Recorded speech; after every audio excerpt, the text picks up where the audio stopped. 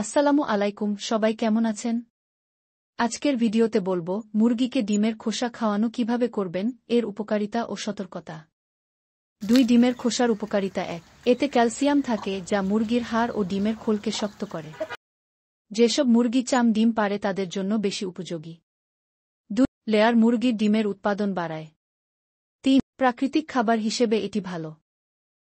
প্রথমে কতগুলো ভাঙ্গা ডিমের খোসা নিয়ে নিবে, যে কোনো খোসা হতে পারে, যেমন দেশি মুরগির, পোল্ট্রি মুরগির, হাঁসের, বাচ্চা ফুটানো ডিমের খোসা ও ব্যবহার করতে পারেন। ডিমের খোসা পরিষ্কার করার সহজ উপায়: যদি ডিমের খোসা ময়লা হয় এবং ভেতরে পাতলা স্তর থাকে, তবে এভাবে পরিষ্কার করতে পারেন। কুসুম গরম পানিতে ভিনেগার 1 টেবিল চামচ বা লবণ মিশিয়ে নিন। খোসাগুলো 5 থেকে 10 মিনিট ভিজিয়ে রাখুন, এতে ময়লা নরম হবে। হালকা হাতে ঘষে ময়লা ও ভেতরের ঝিল্লি তুলে ফেলুন। গরম পানিতে ফুটানো পরিষ্কার করা খোসা 10 মিনিট গরম পানিতে ফুটিয়ে নিতে পারেন, যাতে ব্যাকটেরিয়া নষ্ট হয়।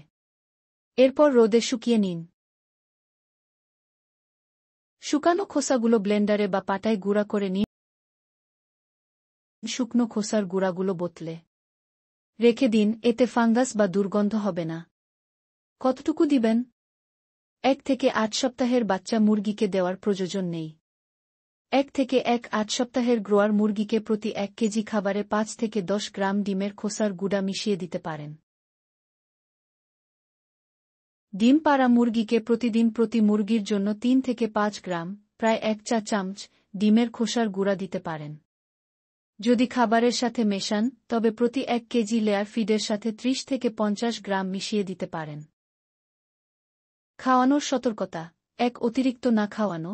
বেশি খেলে ক্যালসিয়ামের ভারসাম্য নষ্ট হতে পারে, যা মুরগির হজমের সমস্যা ও কিডনির ক্ষতি করতে পারে। 2, ভালোভাবে গুঁড়ো করা। বড় টুকরা থাকলে মুরগি ডিম খাওয়ার অভ্যাস গড়ে তুলতে পারে, যা ডিম খাওয়ার প্রবণতা বাড়াতে পারে। সঠিক নিয়ম মেনে খাওয়ালে মুরগির ডিম শক্ত হবে ও স্বাস্থ্য ভালো থাকবে। কখন দিবেন? সন্ধ্যার দিকে দেওয়া ভালো, কারণ মুরগির দেহ রাতে ডিম তৈরি করে এবং তখন বেশি ক্যালসিয়ামের প্রয়োজন হয়।